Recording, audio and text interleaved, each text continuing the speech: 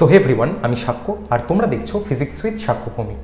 তো আজকের ভিডিওটা তোমাদের জন্য খুব হেল্পফুল হতে চলেছে, তার কারণ আজকে আমরা আমাদের ওয়েস্ট বেঙ্গলের নাম্বার 1 ইঞ্জিনিয়ারিং কলেজ অর্থাৎ যাদবপুর ইউনিভার্সিটির 2025-এর কাট অফ নিয়ে ডিসকাস করবো, যে মিনিমাম তুমি কত মার্কস পেলে তোমার যাদবপুর এবছরের জন্য নিশ্চিত। তুমি জানো যে প্রত্যেক বছর কিন্তু কাট অফ কিছু করে ভ্যারি করে।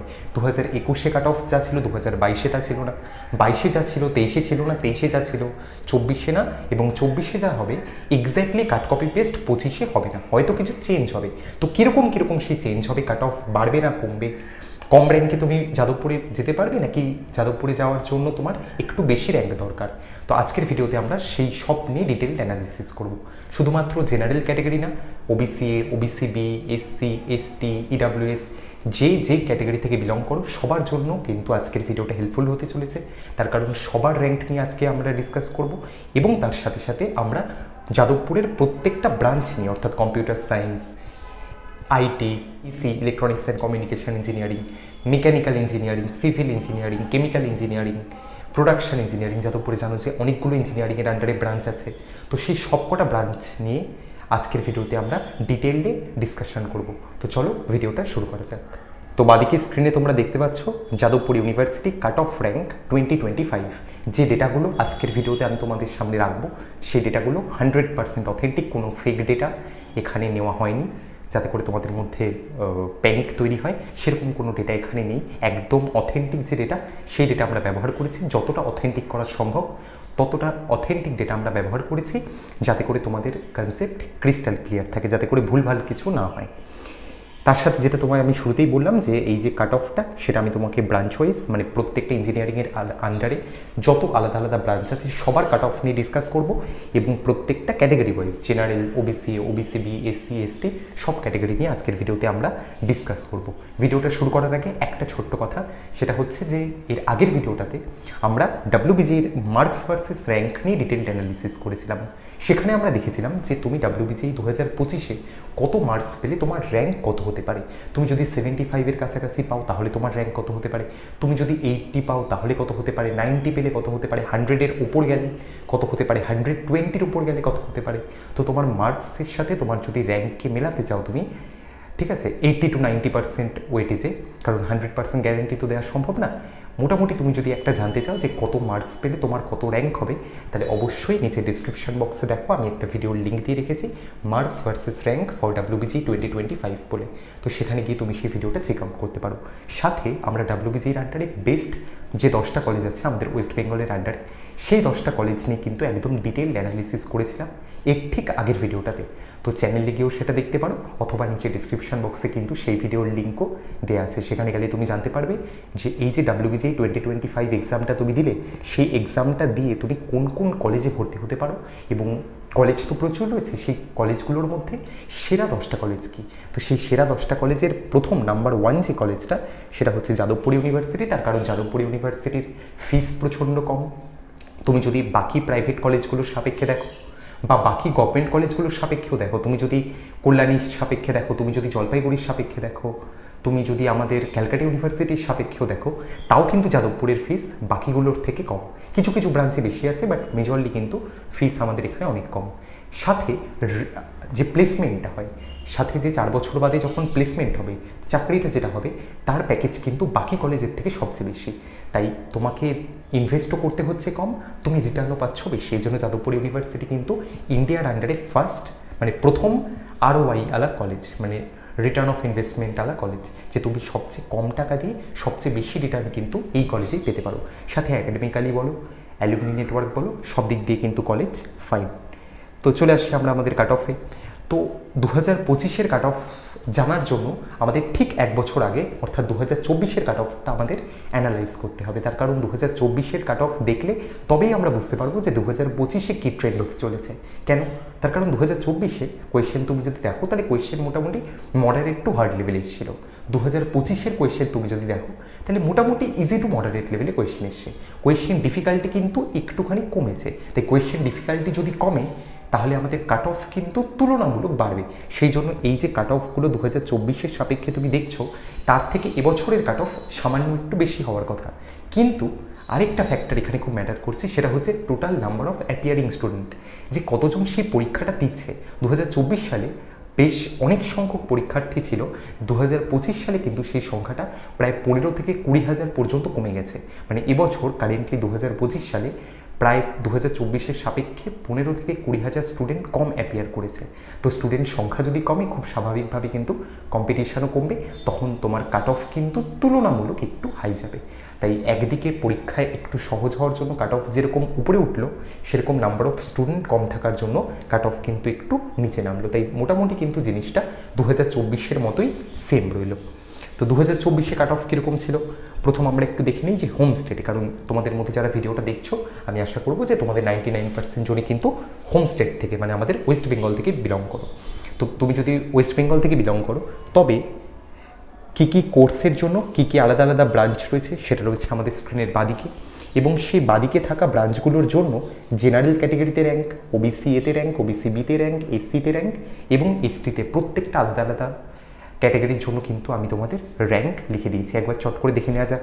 প্রথম যদি আমরা বলি কম্পিউটার সায়েন্স অ্যান্ড ইঞ্জিনিয়ারিং, যেটাকে সিএসসি বলা হয়, যেটা এই মুহূর্তে সবচেয়ে ডিমান্ডিং, সেই জন্য র্যাঙ্কও সবচেয়ে কম লাগে।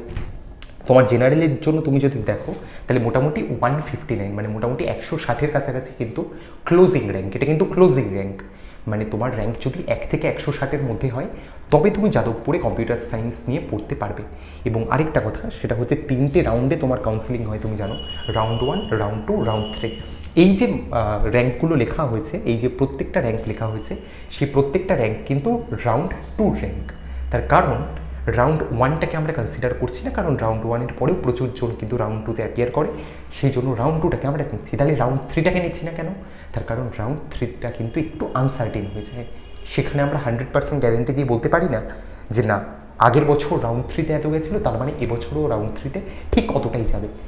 এই যে গ্যারেন্টিটা, এটা আমরা রাউন্ড 3-র ক্ষেত্রে দিতে পারি না, সেটা একটু আনসার্টেন হয়ে যায়। দ্যাটস ওয়াই রাউন্ড 3 না নিয়ে এখানে যত র্যাঙ্ক লেখা হয়েছে এগুলো সব সেকেন্ড রাউন্ড অব্দি ক্লোজিং র্যাঙ্ক। তো এবছরও কিন্তু ক্লোজিং র্যাঙ্ক এরকমই থাকবে। তো জেনারেলের ক্ষেত্রে তুমি যদি বলো তাহলে 160-এর মধ্যে। ইনফরমেশন টেকনোলজি, যেটা ঠিক সিএসসির পরে আসে, সেখানে তুমি যদি দেখো তাহলে 396-এর কাছাকাছি কিন্তু তোমায় র্যাঙ্ক লাগবে, 396-এর আন্ডারে তোমার র্যাঙ্ক লাগবে আইটিতে পড়তে গেলে, যদি তুমি জেনারেল হয়ে থাকো। আসছি আমি পরের ওবিসি, এসসি, এসটিতে। যদি তুমি ইলেকট্রনিক্স অ্যান্ড টেলিকমিউনিকেশন ইঞ্জিনিয়ারিং, অর্থাৎ যেটাকে আমরা ইসিই বলে চিনি, যাদবপুরে এটার নাম ইলেকট্রনিক্স অ্যান্ড টেলিকমিউনিকেশন, অন্য জায়গায় ইলেকট্রনিক্স অ্যান্ড কমিউনিকেশন, এখানে ইলেকট্রনিক্স অ্যান্ড টেলিকমিউনিকেশন। তো সেখানে তুমি যদি দেখো তাহলে মোটামুটি 371-এর মধ্যে কিন্তু তোমার র্যাঙ্ক করতে হবে যদি তুমি জেনারেল ক্যাটাগরি থেকে বিলং করো। সেমভাবে ইলেকট্রনিক্স অ্যান্ড ইনস্ট্রুমেন্টেশন ইঞ্জিনিয়ারিং, খুব ভালো একটা ব্রাঞ্চ, সেখানে তুমি যদি দেখো তাহলে ক্লোজিং র্যাঙ্ক কিন্তু 547-এর কাছাকাছি। সেমভাবে যদি তুমি ইলেকট্রিক্যাল ইঞ্জিনিয়ারিং একটু নিচের দিকে আসো, তাহলে 664-এর আন্ডারে র্যাঙ্ক করো, 660-এর আন্ডারে র্যাঙ্ক করো, যাদবপুরে ইলেকট্রিক্যাল হয়ে যাবে। যদি 1177-এর কাছাকাছি র্যাঙ্ক করো, 1177-এর নিচে র্যাঙ্ক করো, তাহলে তোমার জন্য ইলেকট্রিক্যাল ইঞ্জিনিয়ারিং যাদবপুর নিয়ে বসে আছে। তুমি যদি 924-এর আন্ডারে র্যাঙ্ক করো, তাহলে তোমার জন্য মেকানিক্যাল ইঞ্জিনিয়ারিং আছে, অপেক্ষা করছে। তুমি যদি 1346-এর আন্ডারে র্যাঙ্ক করো, তাহলে তোমার জন্য যাদবপুরে পাওয়ার ইঞ্জিনিয়ারিংয়ের ব্যবস্থা থাকবে। তুমি যদি 1394, জাস্ট একটু হাই র্যাঙ্কে বিলং করো, তখন তোমার জন্য থাকবে প্রোডাকশন ইঞ্জিনিয়ারিং। এবং তোমার র্যাঙ্ক যদি 2000-এর কাছাকাছি হয়, মোটামুটি 1855-এর কাছাকাছি, তাহলে তোমার জন্য যাদবপুরে অপেক্ষা করছে সিভিল ইঞ্জিনিয়ারিং। এবার যাদবপুর তো প্রত্যেকটা ব্রাঞ্চ কিন্তু ভালো, এমনটা না যে পাওয়ার ইঞ্জিনিয়ারিং মানে খুব খারাপ, এখানে আমি যাবো না, সিভিল ইঞ্জিনিয়ারিং মানে খুব খারাপ, এখানে আমি যাবো না, এরকমটা কিন্তু না। যদিও এই র্যাঙ্কে তুমি অন্যান্য কলেজে ভালো সিএসসি, ভালো আইটি পেয়ে যাবে, কিন্তু যাদবপুরের সিভিল কিন্তু যথেষ্ট ভালো, যাদবপুরের ইলেকট্রিক্যাল কিন্তু যথেষ্ট হাই স্ট্যান্ডার্ডের, যাদবপুরের মেকানিক্যাল কিন্তু যথেষ্ট হাই স্ট্যান্ডার্ডের।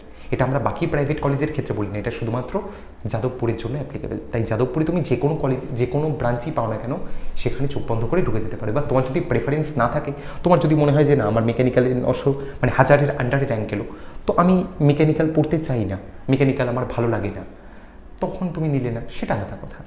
কিন্তু তোমার যদি সেরকম কোনো বাছবিচার না থাকে, তাহলে তুমি কিন্তু যাদবপুরকে প্রেফার করতে পারো। তাহলে এই যে 10টা ব্রাঞ্চ দেখে নাও, টোটাল 10টা ব্রাঞ্চ আছে। তো সেই যে 10টা ব্রাঞ্চ, এছাড়াও কিছু ব্রাঞ্চ আছে, সেগুলোকে আমি মেনশন করছি না, কারণ সেদিকে স্টুডেন্ট যায় না একদমই। তো এই যে ব্রাঞ্চগুলো রয়েছে, সেই ব্রাঞ্চগুলোই কিন্তু তুমি যদি জেনারেল হও, তাহলে তোমার মিনিমাম এত করে র্যাঙ্ক কিন্তু লাগবে। এবং এই যে র্যাঙ্কটা, এটা রাউন্ড 2 র্যাঙ্ক, তার মানে এর পরেও কিন্তু রাউন্ড 3-তে গিয়ে এই 664টা বেড়ে কিন্তু 750-800-এর কাছাকাছি যাবে। এই যে 1177 এটা বেড়ে কিন্তু 1500-র কাছাকাছি যাবে। এটা রাউন্ড 2 র্যাঙ্ক, এটা একটু মাথায় রেখো। এবার যদি চলে আসি আমরা ওবিসি এর ক্ষেত্রে, অনেকেই আছো তোমাদের মধ্যে, তো তুমি যদি কম্পিউটার সায়েন্স অ্যান্ড ইঞ্জিনিয়ারিং পেতে চাও তাহলে তোমায় মোটামুটি 550-র মতো, মানে 550 নিচে র্যাঙ্ক তোমার আনতে হবে কম্পিউটার সায়েন্স অ্যান্ড ইঞ্জিনিয়ারিং পেতে গেলে। তুমি যদি 1663-র কাছাকাছি, 1600-র কাছাকাছি র্যাঙ্ক করো তাহলে তোমার জন্য ইনফরমেশন টেকনোলজি রয়েছে। তুমি যদি 1806-এর কাছাকাছি র্যাঙ্ক করো তাহলে তোমার জন্য ইলেকট্রনিক্স অ্যান্ড টেলিকমিউনিকেশন রয়েছে, খুব ভালো একটা ব্রাঞ্চ। তুমি যদি 2352-র কাছাকাছি র্যাঙ্ক করো তাহলে তোমার জন্য ইলেকট্রনিক্স অ্যান্ড ইনস্ট্রুমেন্টেশন ইঞ্জিনিয়ারিং রয়েছে। তুমি যদি 3115-তে যাও তাহলে তোমার জন্য ইলেকট্রিক্যাল। তুমি যদি 5130-এর আন্ডারে যাও তাহলে তোমার জন্য কেমিক্যাল। তুমি যদি 4440-এর আন্ডারে যাও তাহলে তোমার জন্য মেকানিক্যাল। তুমি যদি 5831 তাহলে তোমার জন্য পাওয়ার। তোমার র্যাঙ্ক যদি 6441 তাহলে তুমি প্রোডাকশন, এবং যদি তোমার র্যাঙ্ক 9033-এর আন্ডারে হয় তবে কিন্তু তোমার জন্য সিভিল অপেক্ষা করছে। আবার যেটা বললাম, এটা রাউন্ড 2 র্যাঙ্ক, এরপরেও কিন্তু র্যাঙ্ক আস্তে আস্তে বাড়বে, এরপরেও র্যাঙ্ক আস্তে আস্তে বাড়বে। সো প্যানিক করার দরকার নেই। এটা যেহেতু তোমায় একটা ঠিক ডেটা দিতে হবে, দ্যাটস ওয়াই। ওবিসি বির ক্ষেত্রে তুমি যদি দেখো তাহলে 397-এর মধ্যে তুমি যদি র্যাঙ্ক করো তাহলে কম্পিউটার সায়েন্স অ্যান্ড ইঞ্জিনিয়ারিং, 858-র মধ্যে তুমি যদি র্যাঙ্ক করো তাহলে ইনফরমেশন টেকনোলজি, 1016-র আন্ডারে তুমি যদি র্যাঙ্ক করো তাহলে electronics and telecommunication, 927 electronics and instrumentation, 1071 electrical, 1553 electrical, 1351 mechanical, 1692 power, 1883 production, 2654 civil. OBC বির ক্ষেত্রে, ওবিসি বি আর জেনারেলের মধ্যে খুব বেশি কিছু ডিফারেন্স নেই, ঠিক আছে? তার কারণ ওবিসি বিটাকে কিন্তু ক্রিমিলিয়ার হিসেবে ধরা হয়। ওবিসি এর ক্ষেত্রে অ্যাডভান্টেজ আছে। এসির ক্ষেত্রে তুমি যদি দেখো তাহলে 1400-র আন্ডারে তুমি যদি র্যাঙ্ক করো কম্পিউটার সায়েন্স ইঞ্জিনিয়ারিং তোমার জন্য থাকবে। 2500-র আন্ডারে তুমি যদি র্যাঙ্ক করো ইনফরমেশন থাকবে। 2600-র আন্ডারে ইলেকট্রনিক্স টেলিকমিউনিকেশন, 3698 মানে 3700-র আন্ডারে ইলেকট্রনিক্স অ্যান্ড ইনস্ট্রুমেন্টেশন, 4600-র আন্ডারে তোমার ইলেকট্রিক্যাল, 6994 7000-এর কাছাকাছি কেমিক্যাল, 5903-এর মেকানিক্যাল, 7566 পাওয়ার, 8374 প্রোডাকশন, 9850 কিন্তু সিভিল। একটা ইম্পর্ট্যান্ট আপডেট, সেটা হচ্ছে এই যে র্যাঙ্কগুলো এগুলো কিন্তু সব অল ইন্ডিয়া র্যাঙ্ক, মানে তোমার জিএমআর র্যাঙ্ক যেটাকে বলা হয়, জেনারেল মেরিট র্যাঙ্ক। এগুলো কিন্তু সব জিএমআর র্যাঙ্ক। কেউ যদি এসসিতে ভাবো যে না আমি এসসি ক্যাটাগরির আন্ডারে 1404 র্যাঙ্ক করবো তবে গিয়ে যাদবপুরে সিএসসি পাবো, সেটা কিন্তু না। ক্যাটেগরি ওয়াইজ র্যাঙ্ক এটা না, এটা জেনারেল র্যাঙ্ক, সবার ক্ষেত্রে যে র্যাঙ্কটা হয় সেটা। তো সেটা একটু মাথায় রেখো, অনেকের এই জায়গাটায় কনফিউশন হয়। সেমভাবে এসটির ক্ষেত্রে যদি বলো তাহলে এসটির ক্ষেত্রে বিভৎস লেভেলের কাট অফ যায়, ঠিক আছে? মানে বিভৎস হাই লেভেলের কাট অফ যায় আর কি, বা লো লেভেলের, এটাকে তুমি কী বলতে পারো। বাট 10,000-এর আন্ডারে হলে কম্পিউটার সায়েন্স, 17,000-এর আন্ডারে হলে ইনফরমেশন, 18,000-এর আন্ডারে হলে ইলেকট্রনিক্স টেলিকমিউনিকেশন, 20,000-এর আন্ডারে হলে ইলেকট্রনিক্স অ্যান্ড ইনস্ট্রুমেন্টেশন, 24,000-এর আন্ডারে ইলেকট্রিক্যাল, 35,790, 36,000-এর আন্ডারে কেমিক্যাল, 30,000-এর আন্ডারে মেকানিক্যাল, 40,000-এর আন্ডারে পাওয়ার, 36,000-এর আন্ডারে প্রোডাকশন, 33,000-এর আন্ডারে কিন্তু সিভিল তোমার জন্য অপেক্ষা করছে। তাহলে তুমি যে ক্যাটাগরিতে থেকে থাকো না কেন, জেনারেল হও, ওবিসি এ হও, ওবিসি বি হও, এসসি হও, এসটি হও, প্রত্যেকের জন্য কিন্তু 2024 সালে কীরকমভাবে কাট অফ ভ্যারি করেছে সেটা আমি তোমাকে দেখালাম। এবার 2025-এর ক্ষেত্রে গল্পটা কী হবে এক্স্যাক্টলি, যদি আগের বার 664-তে ইলেকট্রিক্যাল হয় তাহলে এবছরও কি 664-তেই ইলেকট্রিক্যাল হবে? না, এই র্যাঙ্কটা একটুখানি কিন্তু তুলনামূলক বাড়বে। এই র্যাঙ্কটা একটুখানি র্যাঙ্কটা কমবে, বাড়বে না, কমবে। ধরে রাখতে পারো যে 600-র আন্ডারে তুমি যদি থাকো তবে এটা ইলেকট্রিক্যাল, 1000-এর আন্ডারে তুমি যদি থাকো তবে সেটা কেমিক্যাল। তাও যে খুব ভ্যারি হবে তা না, কারণ র্যাঙ্ক দিনের শেষে সেমই থাকে, কারণ কলেজের সিট নির্দিষ্ট। যারা তোমাদের মধ্যে ডাব্লিউবিজিতে ভালো রেজাল্ট করবে সবাই ডাব্লিউবিজিতে যাদবপুরে ভর্তি হবে না, সবাই ইঞ্জিনিয়ারিংটাকে পার্সিউ করবে না। বহুজন আছে যারা কিন্তু নিট দিয়ে মেডিকেল লাইনে চলে যাবে, অনেকে আছে নিটের জন্য ড্রপ দেবে, অনেকে আছে যেই অ্যাডভান্স দিয়ে কিন্তু তারা আইআইটির জন্য চলে যাবে। তো সিট কিন্তু ফাঁকা হবে, সেই জন্য তোমাকে শেষ রাউন্ড অবধি অপেক্ষা করতে হবে, রাউন্ড 3 অবধি তোমাকে অপেক্ষা করতে হবে যদি তোমার র্যাঙ্ক একটু নিচের দিকে আসে। এবার যদি আমরা চলে আসি যে ওভারঅল তাহলে জিনিসটা কী দাঁড়ালো, এটা তো আমরা কথা বললাম যে ব্রাঞ্চ ওয়াইজ। এবার যদি ওভারঅল জিনিসটা আমরা দেখি তাহলে দুটো, একটা অল ইন্ডিয়া কোটায় এবং একটা হোম স্টেট কোটায়। অল ইন্ডিয়া কোটা বলতে যারা অল ইন্ডিয়া থেকে দিচ্ছ পরীক্ষাটা, ওয়েস্ট বেঙ্গলের বাইরে থেকে যারা দিচ্ছ ইউপি থেকে যারা দিচ্ছ, মহারাষ্ট্র থেকে যারা দিচ্ছ, কর্ণাটক থেকে যারা দিচ্ছ, তাদের জন্য, দিল্লি থেকে যারা দিচ্ছ, তাদের জন্য র্যাঙ্ক কীরকম লাগে যাদবপুরে ভর্তি হওয়ার জন্য? না, তুমি যদি জেনারেল হও তাহলে 2088-র মধ্যে রাউন্ড 1-এ তোমার লাগবে। যাদবপুরের যে কোনো একটা ব্রাঞ্চ পেতে হলে 2917, মানে মোটামুটি 3000-এর আন্ডারে র্যাঙ্ক লাগবে রাউন্ড 2-তে গিয়ে, এবং 2872-এর কাছাকাছি র্যাঙ্ক লাগবে রাউন্ড 3-তে গিয়ে। তাহলে বুঝতে পারছো যে মোটামুটি 3000-এর মধ্যে কিন্তু তোমাকে র্যাঙ্ক করতে হবে যদি তুমি অল ইন্ডিয়া কোটা থেকে যাদবপুরে ভর্তি হতে চাও, যদি তুমি ওয়েস্ট বেঙ্গলের বাইরের কোনো বোর্ড থেকে এইচএস মানে ক্লাস 12 তুমি কমপ্লিট করো।